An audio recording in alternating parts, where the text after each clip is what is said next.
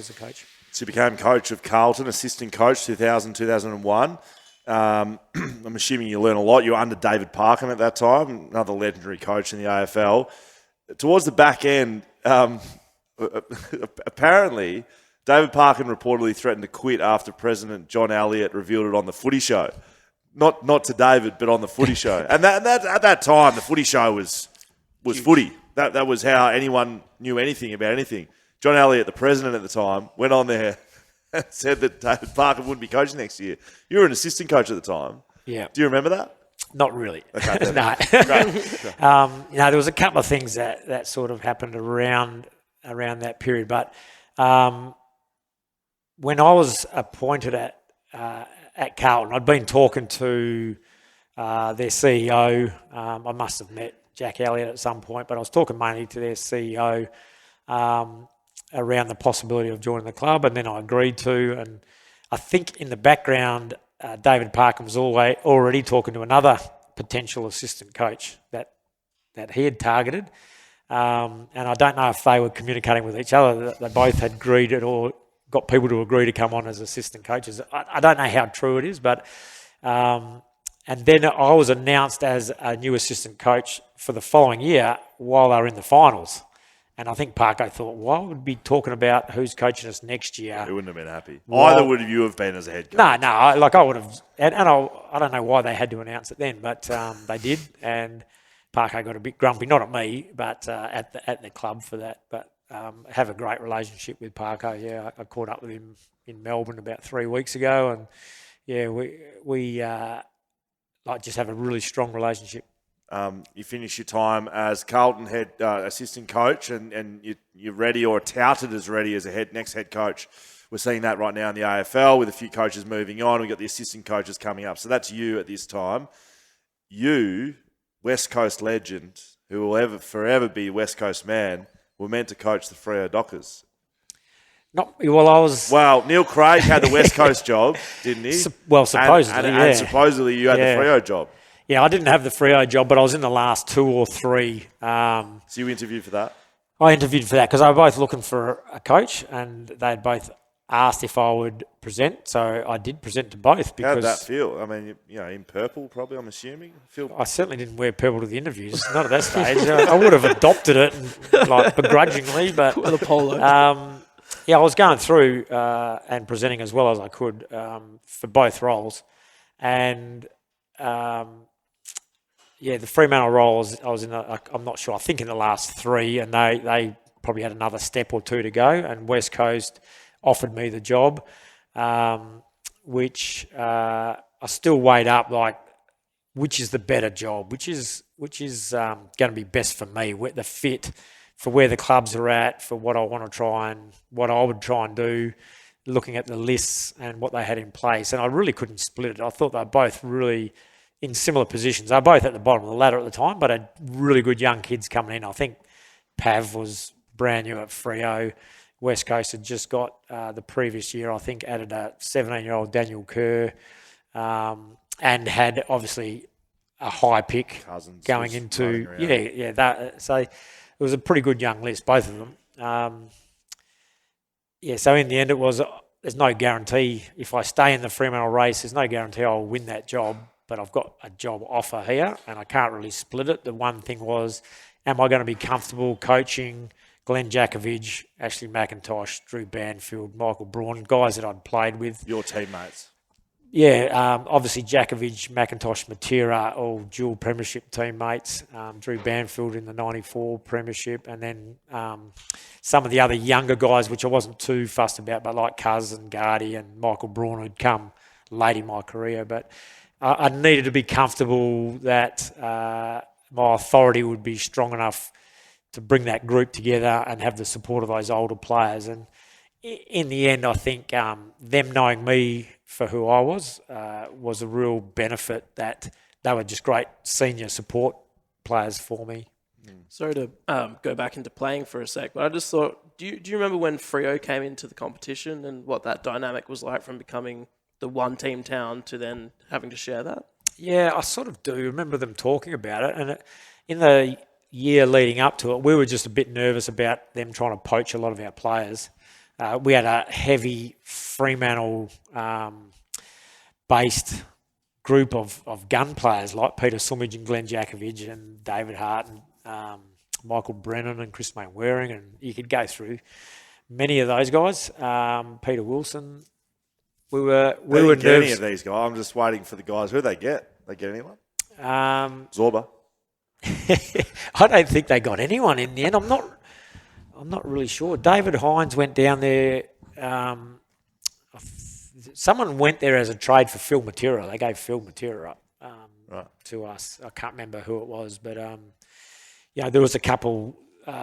Maybe Tony Godden, Daniel Metropolis, David Hines ended up at Freo. But none of the players that were Fremantle-based players that I was talking about, Jakovich, Sumage, and none of those guys. So that was our first concern. The sort of sharing the limelight in the town didn't worry us too much. That wasn't really a big issue. It was really just saying, okay, they're going to compete for sponsorship, membership. So we just want to make sure we still hold ourselves really strongly as a club and keep our numbers up. I look across the AFL at Premiership sides that have come and gone, and there's always a period before that the group grows together. So you come into the football club when you do. You speak about some of the young guys, young Daniel Kerr, young Chris Judd. You keep going. Do you reflect on that time that you had with that group before you get to 05, losing in Grady and winning one in 06, like building that group? They're definitely your players, right? Absolutely. I mean, a young Darren Glass who took a year or two to probably 2 years before he became a regular in the team, in and out of the team. Give him an opportunity, have a look at him. He was dropped. Get some games under his belt in the waffle, come back in for a few, just see it. But watching him grow into the player and then the captain he became was pretty special. Rookie Dean Cox behind Michael Gardner. Yeah, watching Coxie grow into the number one ruckman, just at our club. He only had to beat really one other person to do that, but then he became the great ruckman of the competition and a bit of a groundbreaker. So there was a lot of those examples. Seen a couple of young South Australians come in Sam Butler and Beau Waters, and playing as teenagers in the 2006 Premiership was pretty special. So you can sort of roll through so many little stories like that. 2002, 3 and 4, we finished 8th. We made the finals and got knocked out first week of the final. So we were going all right, and through that time we were experimenting. We were giving players opportunities, trying to see who were going to be who were going to grab the spots and become regulars in the team to make us a great team. So that's why we would play a young Darren Glass, just trying to see how good is this kid going to be? Is he going to become the player we want him? We hope he will become, and hold down full back for a long time. It took us a couple of years to see that in him. And in that meantime, we were giving other guys an opportunity. Some guys that were older than him, already more mature, so they physically could compete better, but probably weren't as talented in the one-on-one stuff as what Glassy became. So, I think in 2005 we left Rowan Jones out of the team for a big chunk of the year as we gave other younger players the opportunity to say, is there any young star in here that is going to make us better as a team going forward? In the end, those guys didn't grab the opportunity to the level we thought they needed to, and Rowan Jones came back into the team and helped us win a grand final in 2006. So all those little stories were happening along the way. 2005, Leo Barry takes the mark. What's the reaction in the coach's box? Obviously that nailed it. That shut the game down. Even if probably weren't expecting anyone to mark it because it was a big pack. Even if the ball came to ground, it was going to be a bit of a freak if someone could crumb it and snap a goal. So we were just in hope. But it was a pretty outstanding grab. I hate saying that. But we gave it a crack. We had lost Phil Matera going into the game. He was our leading goal kicker. So we went in without our leading goal kicker. Quentin Lynch didn't play. I think he was either coming off some soreness. So we had a young Travis Gaspar playing centre forward for us, I think. It was a backman. Yeah, and hadn't played a lot of footy. So we went in with a bit of a patched up team, but took up a great fight. You know, Curry got injured in the first quarter and sort of sat out 2 quarters before, as Daniel Wood just said, I don't care if my leg's broken, just let me try and get out there and help. Things didn't go our way in that game, but we fought it out. Very proud of the boys, the way they went about it, and that fighting spirit carried through to the next year. Why do you think with you and Sydney you had such a crazy rivalry? Like every game was close, and obviously they extended into 2006 as well. What was it about Sydney that you guys just went like nose to nose with each other every time? Yeah, it's a good question. There was a couple of things that were going on in 2005 and probably in 2006. Flooding was a big thing in the game through that period, maybe 2004 as well, where teams would just roll back straight behind the ball, and every time you kicked it inside your forward line, it was just congested, and they would try and then get it and fast break and score. Us and Sydney didn't really play that way. We didn't subscribe to the flooding game style.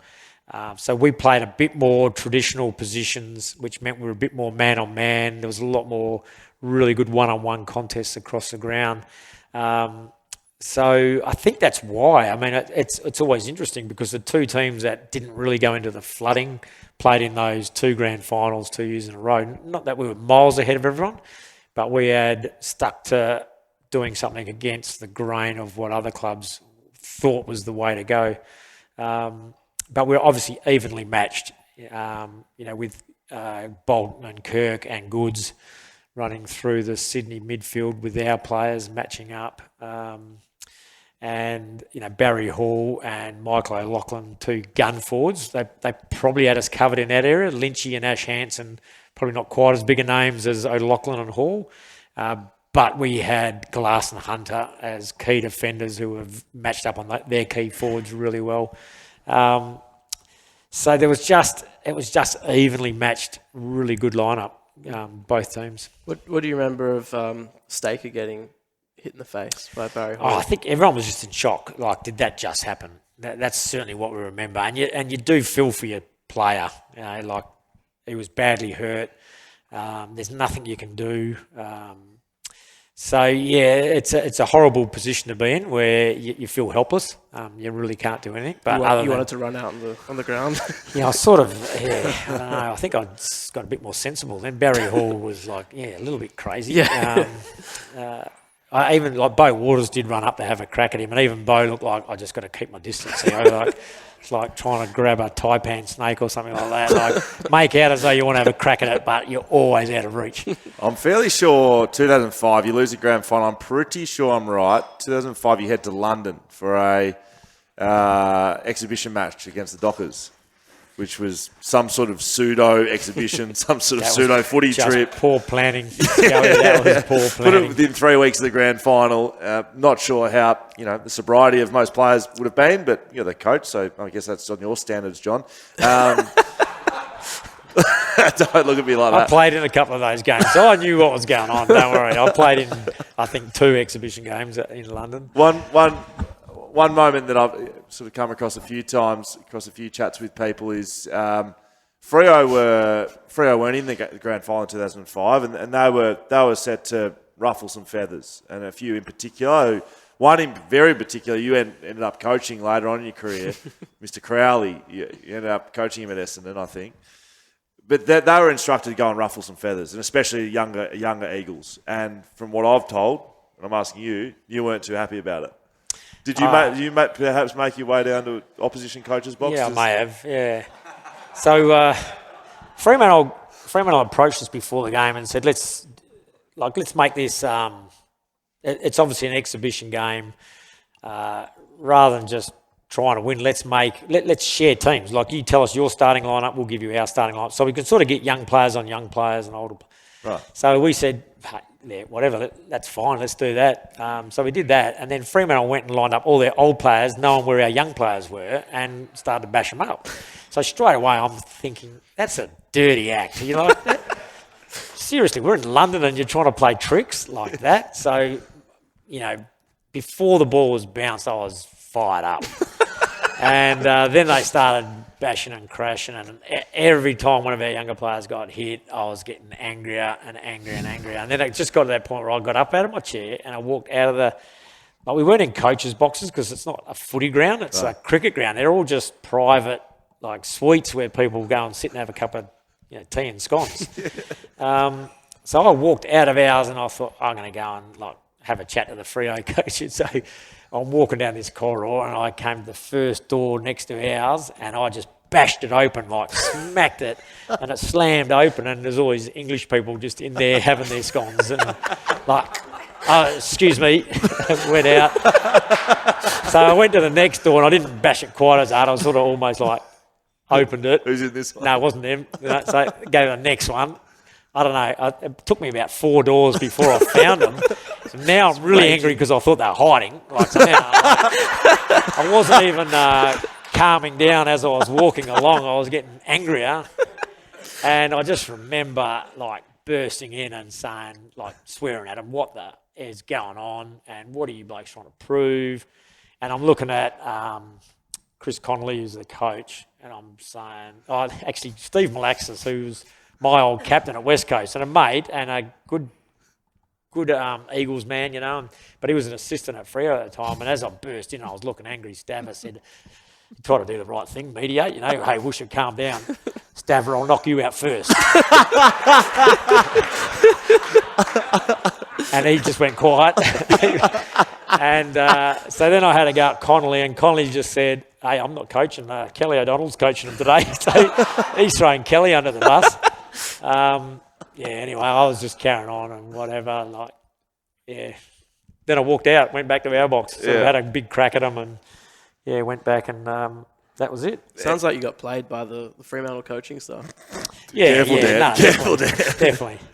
Mind you, I won't go any further than that. Please do. I know Daniel Chick and Andrew Embers were getting pulled off buses at the end of the game, and Embers was tackling people out in the field. And Embers didn't actually play the game. He was in the crowd, and then after the game, we were watching the crowd. They all ran onto the ground. They're all doing kick to kick, and next thing we saw this bloke taking hangs on the far side of the ground. It was Embers in a pack, just with drunk Englishmen, and he was dominating, which you'd hope. You would have hoped, because 12 months later he won a Norm Smith medal, but he was out there just carrying on with king of the pack. Yes. It's very good, mate. 2006, great year for the football club, a premiership year. I think you changed captains that year, Cousins to Judd. Yep. And there's probably two sides to this. The on-field performance, elite, and you win a flag. Couldn't get any better. And then there is some noise at that stage, and that continues on in 2007 about the off-field culture at the footy club. Another big issue that happens at the football club, Will Schofield's drafted at the end of 2006. That probably rates right up there for you. What are your reflections on that period of time, the success on field, the issues you had to deal with off the field, and Will Schofield being drafted at the football club? Yeah, geez. You were skinny. That's what I remember. Yeah, I was. That's correct. Yeah. You drafted me. Like, seriously, I don't care that he won the 1,500 or the 400 or whatever you won. 800, actually. I don't care. Put Jet some weight on him.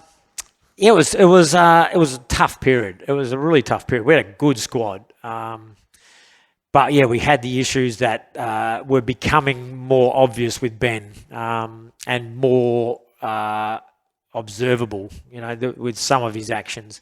And like, as much as we were trying to hold him to account, we were also trying to support him, committing to trying to overcome those issues. And we took his word for it, that he was committed to trying to do what the team had all agreed to, the way we wanted to behave and act. But, Ben's situation wore him down over 2005, 6, and then probably got to its worst in 2007.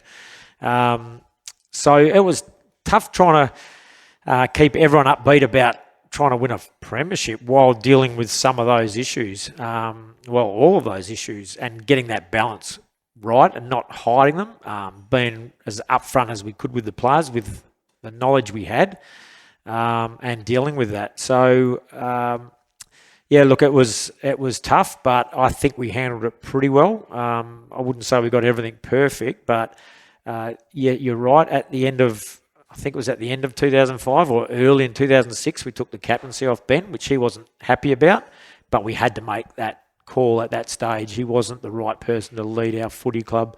So we acted on that. Chris Judd took over the captaincy.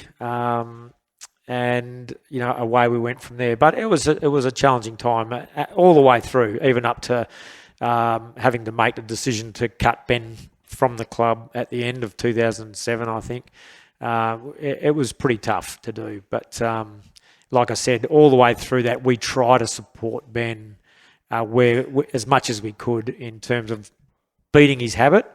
And trying to stay committed to the club, but we were also expecting him to show 100% commitment to trying to get himself right while he was there, and we weren't seeing that towards the end. How did you feel when he started playing for Richmond? Were you happy to see him? I was happy to see him back. Yeah, but sad to see him not in an Eagles Guernsey. So it was sort of mixed feelings there, but it was definitely good to see him back playing footy. Ultimate success in 2006 as a coach. How does that match ultimate success as a captain and as a player? It's certainly a different feeling. Very rewarding, both of them. But as a coach, it's a bit more one pride of the playing group. So you're like a proud dad sitting up there. But also knowing the bond that those guys have formed by becoming premiership players together. Knowing that that's what it's all about. It's, you're just like anywhere in the country, you're just a group of footballers trying to be the best in your competition in that year. And it's a really special feeling when you get there, because it's not one just in that year. It's one in the previous 3, 4 or 5 years of hard work and commitment, and seeing what they'd done from when I'd started coaching them and what they'd committed to and the training regime we'd put them through. It was a great reward for them. I asked you about the Leo Barry moment, how you felt in the coach's box. What about, there's a few moments, the Stephen Armstrong moment, who you'd brought into the side in finals, and the Daniel Chick, Adam Hunter moments. Can you recall those? Like how you actually felt when that was happening? Yeah, well, I remember Army had played a bit of footy that year for us, and so had Mark Lacroix, who was really young. And I think Army was on our rookie list. He'd come back after being delisted from Melbourne and been through the Bali bombings issues. But he was a talented player, Army. So, when he latched onto that ball, I was confident like he would snap that goal, which he did. And that's what he was there for. So it was a rewarding feeling to see him do that, because it was a tough call to leave Lecker out of the last couple of finals. And then, the Hunter Chick goal was, just a phenomenal moment of just selflessness, team play, and it created that wonderful goal. But, there was a couple of other incidents. Bo Waters going back to take a mark above his head after he'd really hurt his shoulder pretty bad in the game and was struggling to get it above his head, but went back and took that mark. At 3/4 time, I remember Juddy getting his shoulder strapped, and I'm looking over thinking, I'm pretty sure his shoulder had popped out and gone back in, and it's like, I'm asking the docs, is he going to be right to play? And Juddy's just looking at me going, I'm right to play. And he went on and kept tackling and kept doing his clearance stuff in that last quarter. He couldn't really lift the Premiership Cup with two hands above his head because that shoulder was just so shot. That's how sore he was post-game. And even Tyson Stengline was up all night with diarrhoea the night before the game, and the docs were telling us at 7 a.m, we don't think he's going to be right to play. And he was a key part of the way we structured up for our midfield. So we were sort of panicking about that. And the call was, if he can eat some toast at 8 o'clock and keep it down, we'll let him play. So, I think I had my hand over his mouth. I think I got someone to cover the other hole. John, so keep that John Worsfold holding throat. Yeah, Grabbing throat. yeah. Throat hole. No vomiting stinger. You got to keep that taste down, mate. But he ended up playing. Like, he was so dehydrated and crook after the game, he couldn't join the celebrations and everything. He was like seriously ill. Did you know David Wirra did his hamstring in the first quarter? Wirra did that a couple of times throughout the year, but seriously, like, we would always go, that's just Wirra. But the docs would say, no, they'd go and scan him the next week and say, he actually has done a hammy. But Wirra was a bit of a freak. He could get through that sort of stuff. So crazy. And he did a couple of wonderful little hard effort things that just kept the ball alive and got it to a teammate as well for us. He started in the forward line. Yeah, well, we had him on this podcast, and the whole week wasn't going to play. Hamstring's done. Tested it out. Got him. He played, and the first incident he had, he went to pick a ball up, and he reckons he just completely torn his hamstring. Yeah, and then he continued to play, and I've watched the game. He's in incidents. He's continued on. Lewis Jetta's here, everybody. By the way, he's up the back just hiding up.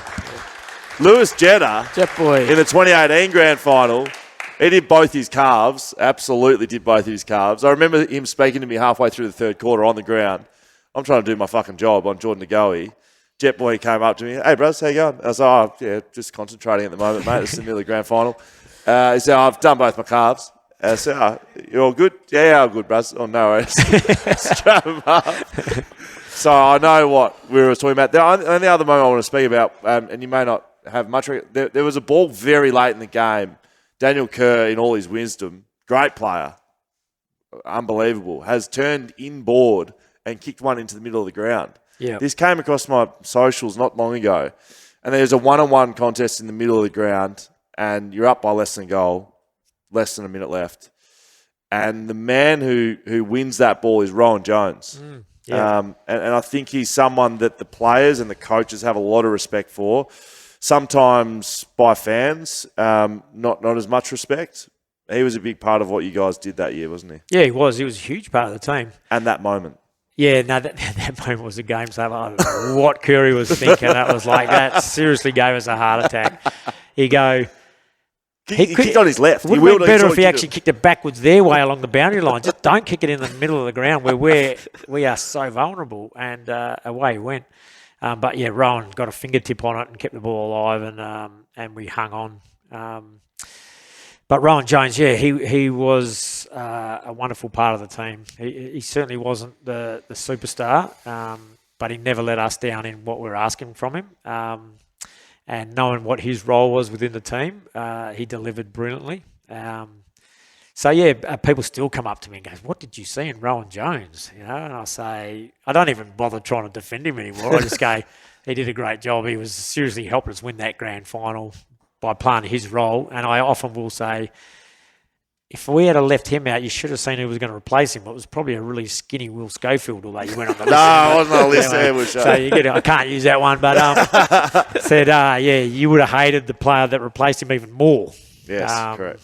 Because generally, you're not leaving better players out of your lineup. He's doing all right for himself. He's on the board of directors at the moment of the West Coast Eagles, so he's fine. You sure about that? I don't know, Scary. The board happy at the moment with how they're going? Well, sorry, I don't know if he's doing just fine, but he is on the board. He's on the board and he's doing a good job. Exclusive here. At some point, he was on the board. John Worsfold on the new board. Now, we'll talk about that. We're going to get into some current footy topics with the cameras off, just for our live audience, for thanking you guys for coming down here. We've got to keep moving. I feel like I could talk to you for 6 hours here, Whoosh. We're going to keep moving. Wooden Spoon in 2010.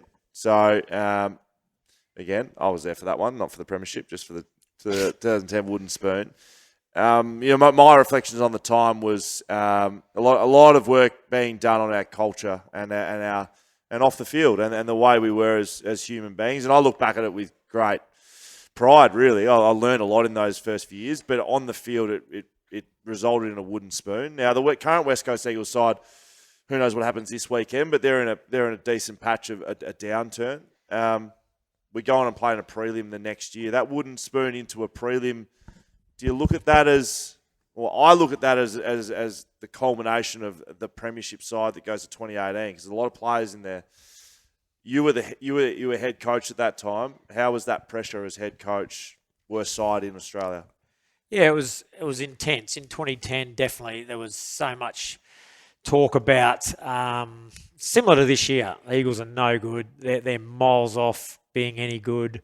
They're going to have to start from scratch, start the rebuild again, clean this list out. There's no talent on it. And I was very bullish on the talent we had on the list. I could see it. I could see in first halves of games, as a really young team, we were taking up to some really good teams and being with them at half time. Then we would drop off and get rolled by 30 points in the second half, which happens when you run out of steam. But I was measuring on when we're tracking at the right fitness level.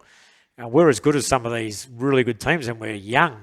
So I was pretty excited, and I was bullish with my media comments that we're going to be a really good team really quickly. We'll be back challenging for a flag in 3 or 4 years.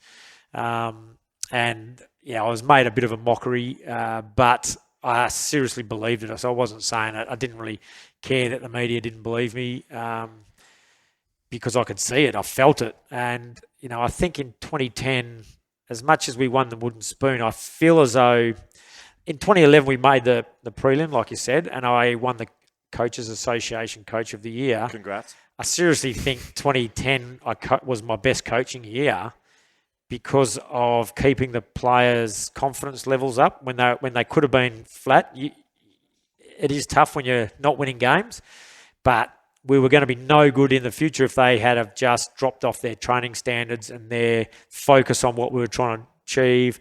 Keep working at this game plan, boys, because as you mature, I want you to be good at it. I don't want you to... I'm not going to give you an easier game plan now because you're young. I want you to battle through it so that as you get older, you'll know the game plan back to front rather than wait until you're old enough to play it and then we start learning it. So the groundwork we did to set that team up all happened in 2010. And the players went into the next pre-season after winning a wooden spoon with a serious positive mindset of loving the work we were doing because they could see, they were hoping at the time, they didn't know how good we were going to be, but they trained thinking, the coach says we're going to be a good team. We've done all this hard work last year. Let's see where it takes us. And you get a couple of early wins and away we went and had a wonderful year. About that time, I had a much bigger beard than I have now. Chris Marston had one. Josh Kennedy had one. I think you were called into a board meeting, potentially. Questioned around why are some of the players are they drug dealers? Are they yeah, they ahead of themselves? Like what are they trying to prove? Part of the Hells Angels. Yeah. What's happening? Yeah, I think because what was that board meeting? I think it was just talking to a couple of board members. I don't think it was an official board meeting, but a couple of board members had suggested that some of the players are getting a bit ahead of themselves, trying to look like gangsters or whatever, because they're growing beards. Yeah. And I've always thought that about you, actually. Yeah. Gangster. There was a couple of things. One, they were mainly talking about Schofield and Marston. They didn't really bring up Josh Kennedy's name. Because he was better. Yeah. He wasn't getting ahead of himself because he was winning Coleman's. Anyway, just to make my point, I managed to dig up a photo of... Do you know this story? Yes. I dug up a photo of Michael Tuck and Bruce Dool together, and on the ground they had Premiership cups around them that they'd been involved in. So there was I think it was 9. Tuck had won 5 and Dool 4 Premierships. They both had beards. And I showed this to the board member and I said, I don't know, have a look at this. Both got beards, 9 Premiership cups. One of them's wearing a headband and the other one's wearing a long sleeve jumper. So seriously, they should have been dropped. Those two players, they should not be playing AFL footy. But I think my point got through, whereas forget about that superficial stuff. Your beard wasn't superficial, it was good. But Thank you, let's measure them on what they're delivering in their actual job. We've got to keep moving here, Whoosh, because you said you'd like going to bed early. So a couple more questions. You finish at the Eagles as coach. Your reflections on that? Were you ready to finish announcing that, finishing up at a club that you've been at for the majority of your AFL and probably adulthood, really? Yeah. I mean, it was 24 years as player and coach at West Coast with a 3-year gap in the middle when I was over at 1 year in a pharmacy and 2 at Carlton. But, it was interesting because I was talking to the club, Nizzy and Alan Kransberg, the chairman, around going on, and the board had to make a final decision. But it was all pretty much like after presentations and everything, it's all good, Whoosh, like we'll announce something soon. And something didn't sit right with me. Like I love the job, love the club, didn't want to do anything else other than coach. But there was just a little nagging doubt that things were annoying me a little bit, like things that shouldn't have annoyed me, that should just be part of when you love a job. Nothing's perfect. There's always little challenges, and you embrace them. Like I talked about going through 2005, 6, 7 with Cuzzy and some issues there. It's like, let's just do our best, like meet those challenges. But I was at a point where they were really annoying me, and I thought, if those things, if anything in this game is starting to annoy me, I'm not the right person to lead this club. That you need someone 100% on top of everything. And I felt I was at 95%. So it just dawned on me one day. I hadn't told anyone. I was thinking about it. But I drove into work and I buzzed Nizzy and I said, can I come up and see you? And he said, yep. So I walked in his room and said, I'm done. That's it. And we both had a little cry and a cuddle. And no way. Then I had to ring my wife and say I just quit my job. So she had no idea. Had you told anyone? I hadn't told anyone. No, I had not talked with anyone about it. So too many spies, Scully. I didn't know who I could trust. So you just called it, walked into Izzy's office and said, done. Done. How'd you feel after, like, as soon as you said it, were you just relieved? I need a job. Yeah. No, I was.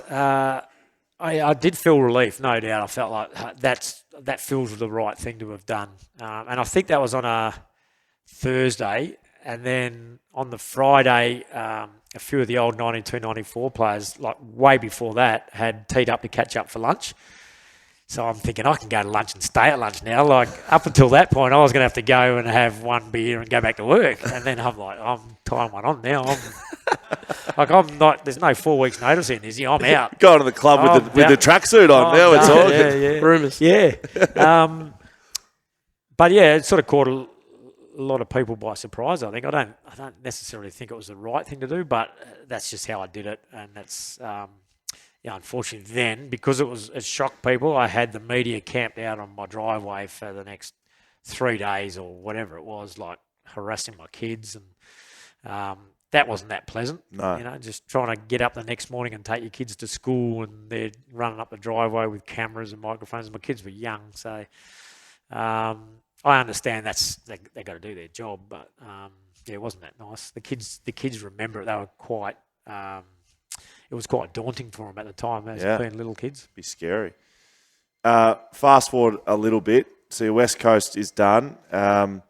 Phil Walsh was a big part of what we did, especially through that successful period post Wooden Spoon, especially from a defensive point of view. And he's coaching Adelaide at this stage, and he passes away. You're not in football at all, are you? No. So no, I was. What are your reflections of that time? Obviously just in shock. Yeah.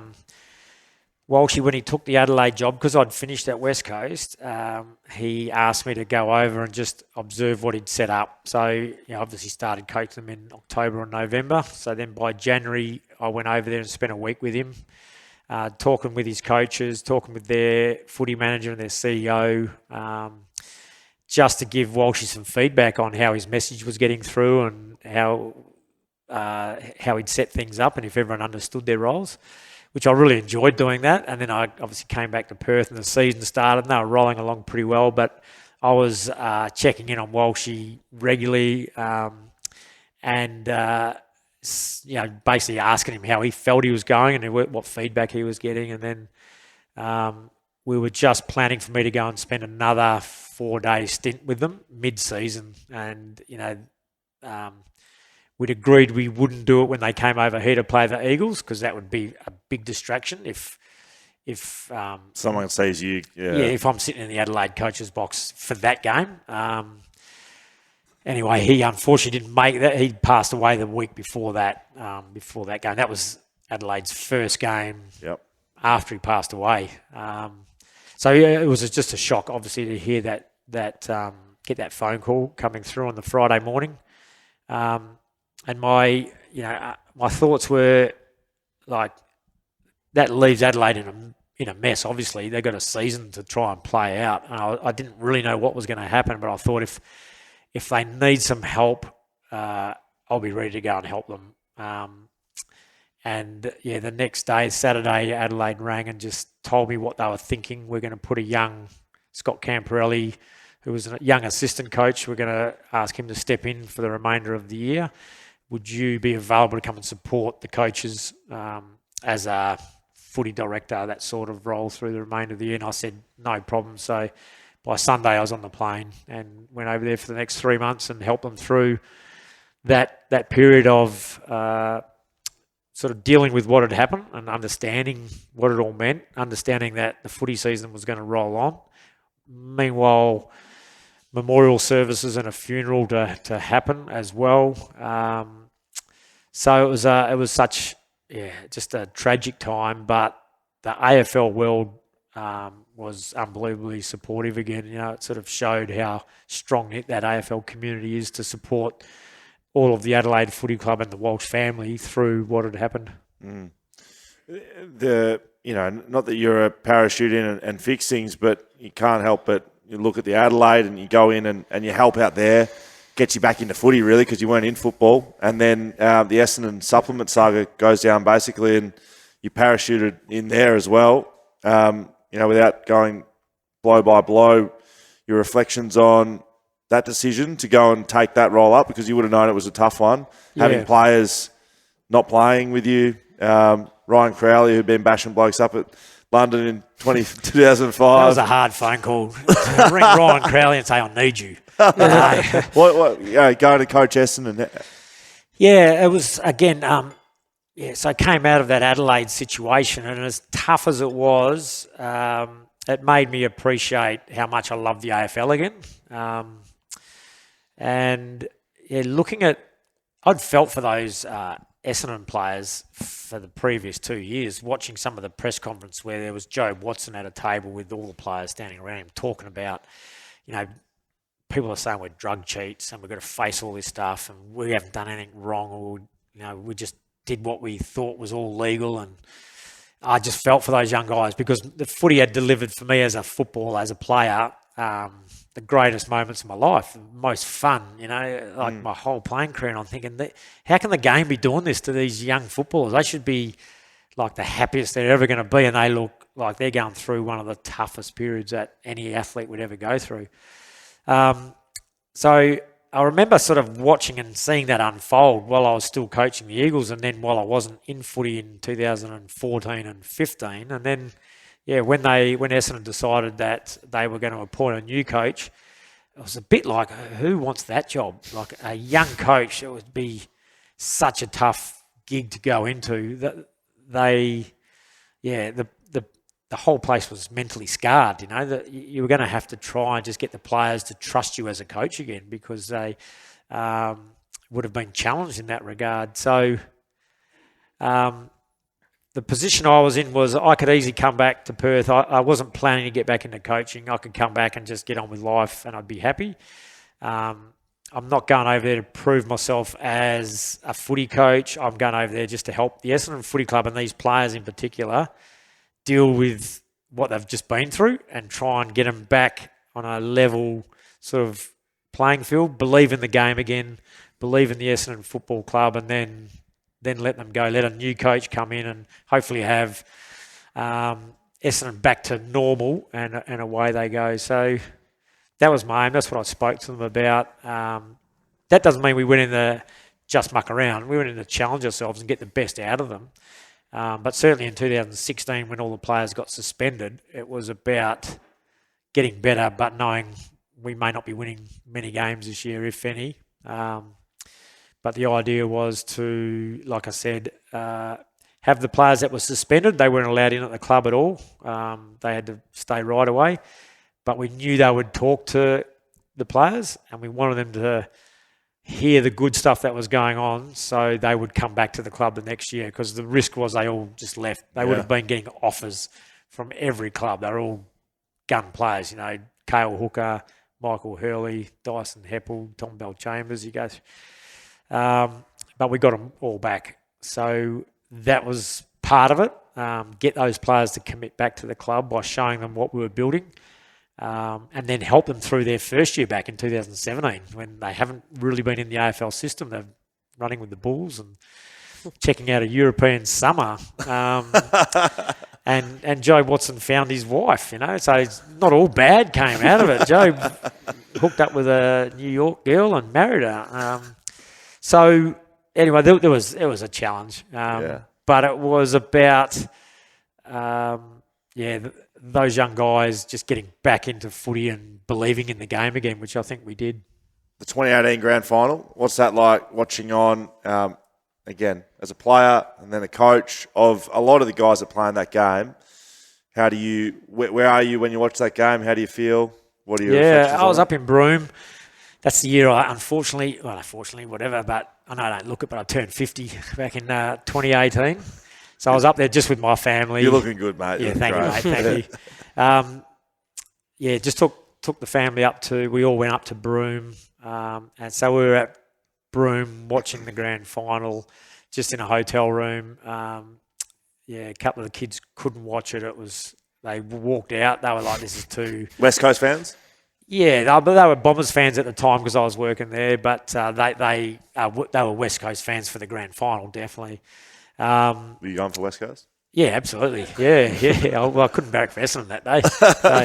So, I was praying for a West Coast win for sure, and rode every bump, and it was quite emotional at the end. Like when I say emotional, maybe like a tiny bit of water in one of the eyes. No, not both.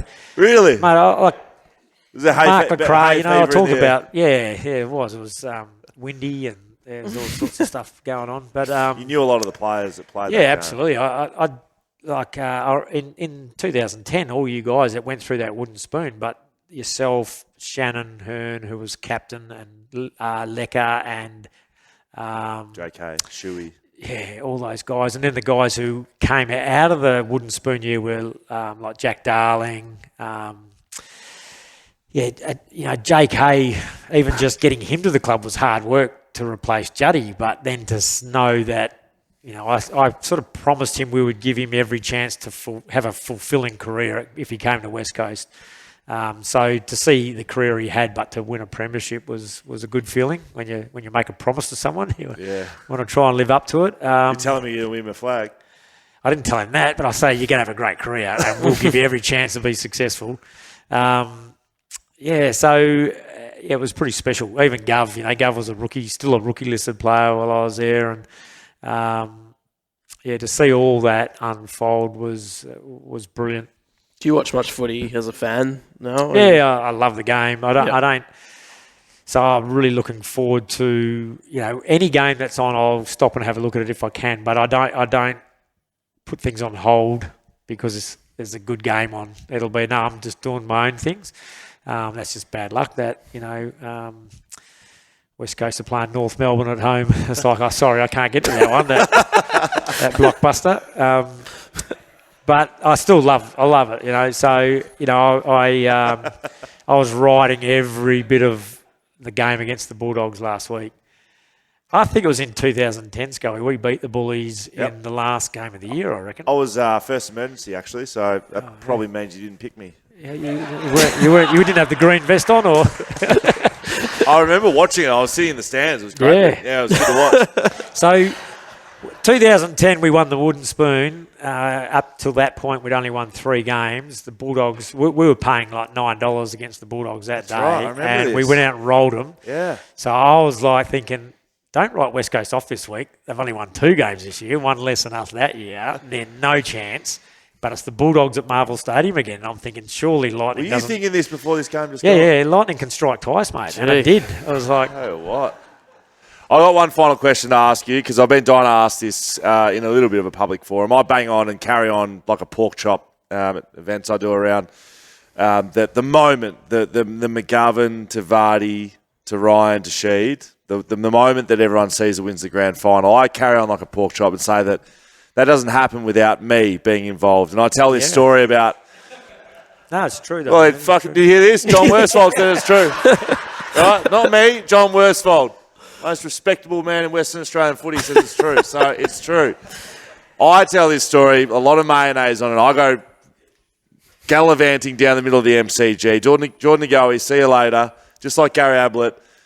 My only role is to stop him. But I say, you know what? Time for me to make a name for myself. I've seen what Dom Sheed cops around town. He walks into these sorts of rooms, gets clapped in, people bringing him drinks, girls running around him. And I thought, well, that's me. I'm going to do that. So I went running down the middle of the ground, and this ball goes into the air. And Jack Darling, who at that time was one of the great contested marks of the game, and he's in a one-on-one contest. And I look around. There's no one around. I think I'm going to get the ball.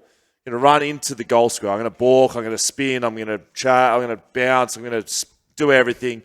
Goal from the goal square. I'm the man that walks into this room. Everyone cheers me in. Will Schofield, grand final hero. I could have had Dom Sheed sitting here instead. Yeah, correct. Yeah. But instead, Jack Darling misses the contest. I'm standing in the middle of the MCG doing absolutely fuck all. And Jordan Ngoe is in the goal square with no man on him. But it goes McGovern, who, lazy defender, having a couple of pies in the pie stand, will come and take the mark, closes his eyes, kicks to Vardy, wearing a shin guard, dumbest person in our team. He's a ruckman. You know how ruckman are, woosha. He kicks to Ryan, does what he's meant to do, kicks to Dom Sheed, who plays on, who's shepherded Willie Rioli shepherds. The umpire has no idea what's going on. Sheeder shuts his eyes, kicks it through the middle of the goals. He's never kicked a goal like that before in his life, and he's probably never kick another one ever again. But again, that was meant to be me. But the question I'm getting to, woosha, one of my great meetings and lunches I've ever had, it was just near Subiaco Oval. You called me and Masto and said, come and have a little baguette down at... Baguette me not? Yeah, no, it was at the bakery there, Mary which is Street, Mary Street Bakery. Yeah. And you told me a story as the coach of the Essendon Football Club that you had showed the entire, not just the players, but the entire Essendon Football Club, that play that I'm talking about. And you've said that Will Schofield is the reason that these guys win the Premiership. Can you confirm on the podcast that I'm not a fucking idiot and that this happened? And Yes, that you showed that no, goal? you're absolutely right. I remember clearly looking at what unfolded, and obviously everyone watches the passage of play with the ball, but Yeah, I was the intrigued about, how did it happen? What actually caused it to happen? And so I went further back, because you can learn great things out of moments in games like that. And I was trying to educate the Essendon team and people around,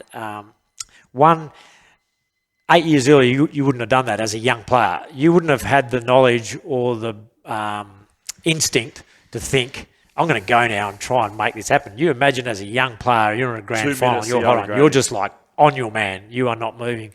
So part of it was understanding that this experienced player has taken upon himself to see an opportunity to create something, and he's going to have a crack at it. And he's also got the trust that if he gets caught out, the team will cover. If you didn't do that, you're still on the goey. The ball comes down there. Gov's nowhere to be seen because he looks around and goes, you're there. You'll punch it out of bounds. Correct. Like I would have. Yes. Ruined the whole game. Ruined the whole game. Correct. Gov's down there, like going, my man's up there, Scoey. I better get back and sort of half covered the goey, which put Gov in that perfect spot, which he does, which is keep your eye on the flight of the footy. And he goes and takes the mark and starts it. But that wouldn't have happened if your instinct wasn't to create something otherwise. If you had just stayed at home and played on your man. And I was trying to say, you guys need to grow the courage to know what the team rules are, but also back yourselves in at times and play footy.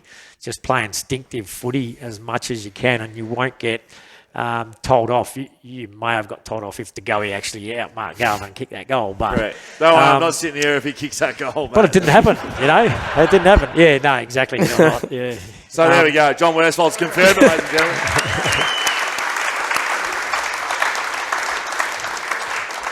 Was this that 2018? So I've even been waiting 5 years. So Scully, now there's you and I who know what you did to win that grand final. No one else really cares and believes See it. those cameras here? Yeah. We can get this right out publicly. I feel like this whole interview was set up purely for that moment.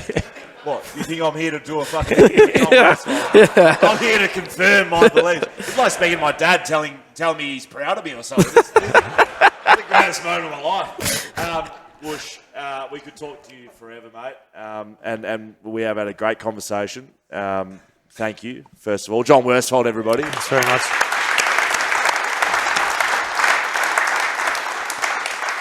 There's a couple of last stories to get through here. Social media here, Woosha. Not social media. Social.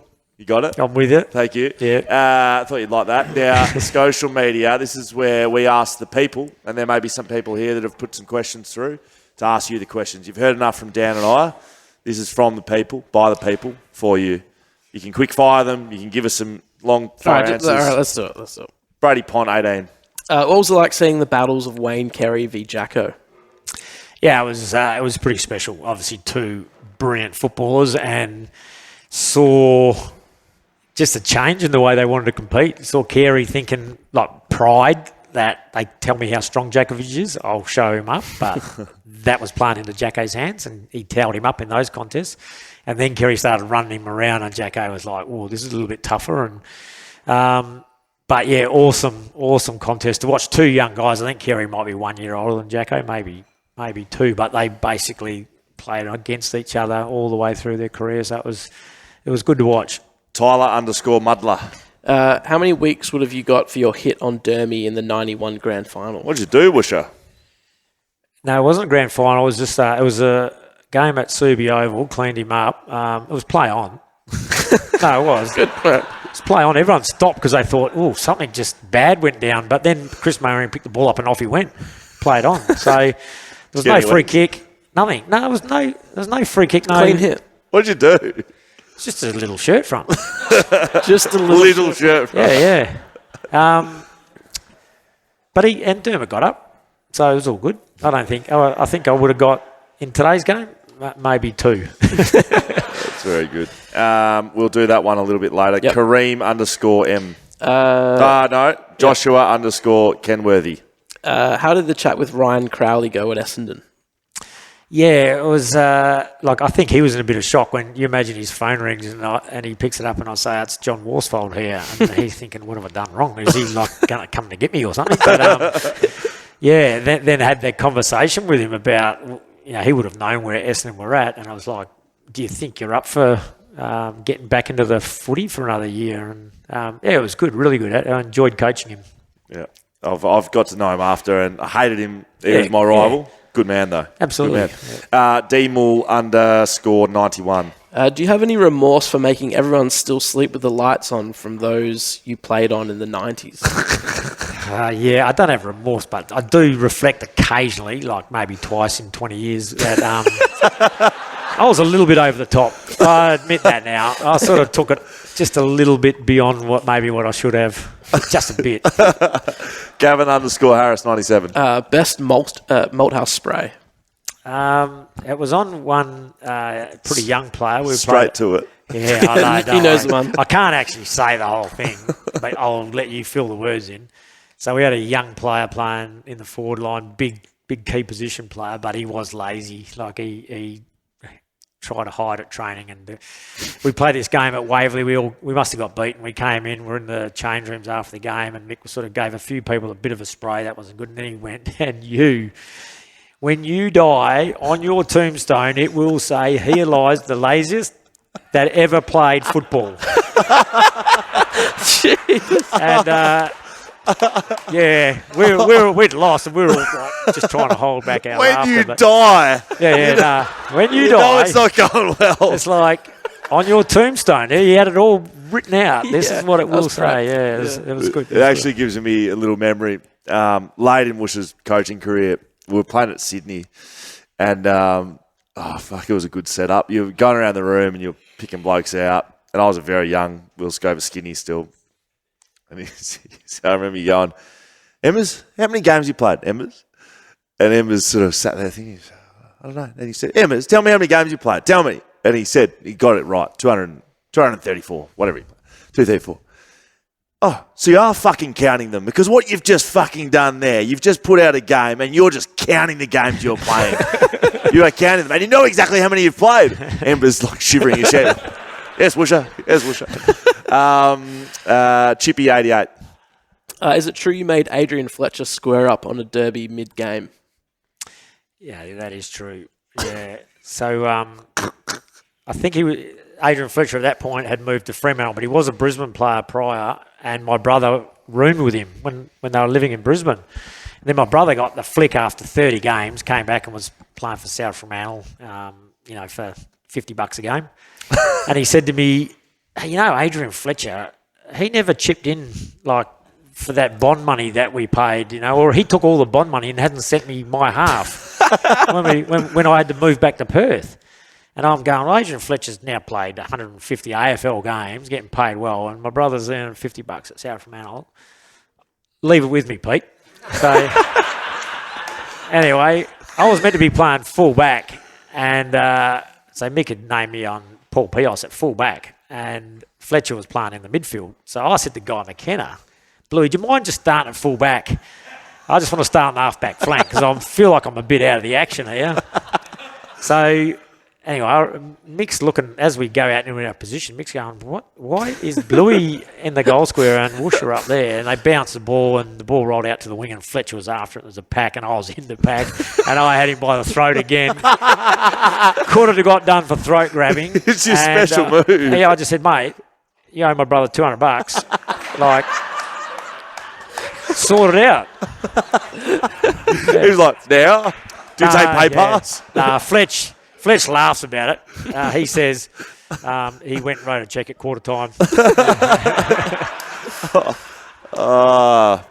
Very good, Bush. You may know this one. Ryan Davis, 39. Yes, I do know Ryan Davis. Got a couple of questions for you. So why couldn't you lift your knees over the bamboo sticks during a beach session in the preseason? That's because he'd been hitting them before me. He couldn't get his legs over them. What's he talking about? Oh, you remember... Yes. He did the SAS thing down there. I do remember. On These the people way don't back. know. So we did this. I took the players down to torture them, basically, with the SAS guys.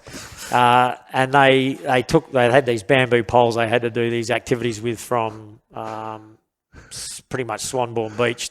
Trigg, North Trigg. Yeah, all the way to Cottesloe. And then did exercise there, and then all the way back in the soft sand over the rocks and things like that. So these bamboo poles were just torturing us. And on the way back, you had to, with your partner, put the bamboo, kneel down and put it on one knee, so it's like that height. So there'd be 25 of them or something. And then the back two had to jump over them all and get to the front and get down. And we just did that all the way back. Yeah. And we were buggered. And mind you, I was the coach and I got sucked into doing it. I went down there just to watch and laugh. And when we got there, the guy who was going to run it for us, Salty, came up and said, the doc said, we don't think this guy can do it. He's got a tight hamstring. And Salty came straight up and went, we're one short, you're in. And I'm like, mate, I just had a big lunch. I'm not planning on doing this, but I had to jump in and do it with him. So, on the way back, your legs are that heavy, and I couldn't get over these bamboo poles. My shins were bleeding, but so were his. Ryan's were bleeding as well. Didn't you do both calves and you were just snapping the bamboo sticks? That's all I remember. No. You were just you weren't even lifting your legs. But I got over them, but I do remember at one point I got to the front, shins bleeding, got down to my knee and I was about to vomit, and one of the little SAS blokes just saw me and obviously saw I was like. And he went, you're not going to vomit, are you, Woosha? And then, I'm swallowing it. No. It's like Tyson Stenglon with his toast. 2006 Grand Final. Ryan Davis, 39's got a second question for you. How did it feel beating Tony Knott in a 2K time trial? Tony Knott. Not yeah. Jet Boy, famous Swan District. What a great player too! He's had a sensational career in the waffle. But yeah, Big Tony struggled on those 2K time trials. So I don't claim that one too hard, but I did beat a couple of other players as well over my period. I remember you running a 2K time trial and you beating players. Yeah. No. So what's going? And why would I have done it if I wasn't going to beat someone? It was like, I'm not that dumb. I'm not going to do it and hurt myself and come dead last. This one's an interesting one. Van Pap _. Which Eagles team had the best backline? I think that I'll give you the three Premiership teams. Which one was the best backline? 4. 92, 94, 06, 18. I think 92 was the best, yeah. Why? Like McIntosh, best and fairest winner, All-Australian. Djakovic, 4 times best and fairest winner, multiple All-Australian. Barras and McGovern. I'll give you Barras and McGovern.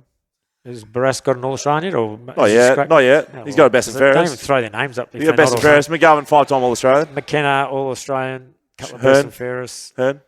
Yeah, no, he's a good player. And then... Keep going. You're in it. So Worsfold. McIntosh, I'll give you Djakovic. Schofield. Worsfold, Schofield. McKenna, Hart. Who's your runner and your line breaker? Lewis Jetter's right here. I know he's right here. McKenna. There he is. Look, right here. Look, don't offend him right here. He's McKenna. McKenna. Yeah. And Mate, David McKenna Hart. David wouldn't- Hart. No, he didn't play in 92, so I can't bring him into it. Sorry, Hardy. Juffa wouldn't hold Jets as handbags, mate. Yeah, I know. Tell him that. I actually, being facetious, 92's yeah. probably got us. I think 92. I try to look at it objectively, I but don't, obviously. it was a good lineup. That whole team touches up all those other Premiership teams. So don't forget about the back line, mate. We do this. So we got Premiership reunions. Yeah.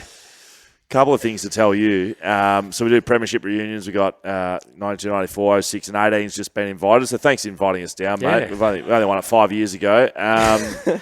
So we've got a horse and it's racing on our Premiership reunion day. Oh, really? Mm. Yeah. So you going to back it? absolutely. So we do a You going to couple back of it with our syndicate money. Yeah, we are. And we're going to show you up. 2 questions to go. Remember, we bet in lines, so the back line bet together. I'm with That's you right. on that one, mate. So I if it's our remember bet you for that singing the race- ship last year and it wasn't good. Kaz Barrocan. Do you like the nickname the Smiling Assassin? Yeah, it doesn't get used a lot, that one. But yeah, no, I was happy that, like, if especially Victorians, if they were thinking that about me, I was pretty happy. Yeah. The Eggman. Finish us off. How do you like your eggs cooked? Sincerely, the Eggman. I like eggs anyway. I'll take whatever's coming. So I'm not one of these fussy egg eaters. Whatever's going. Boiled. Take it. Boiled, poached, Gross. fried, Yeah. flipped, not flipped, soft, omelette, whatever. A big thank you to Whippersnapper Whisky. A big thank you to Agilis Global Risk Management. A big thank you to Working Paws Australia, raising money for them. A huge thank you to Fleet Network, who are powering BackChat this year. Our sponsors, Whippersnapper Distillery, of course, Margaret River Roasting Co, BlueBet, Shelter Brewing Co, Leadable Cameras, Swimply. If you're a patron in here, well done. Thank you for coming along tonight. A big thank you to Whippersnapper and everyone putting the night on. And a huge thank you, everybody, to John Worsfold.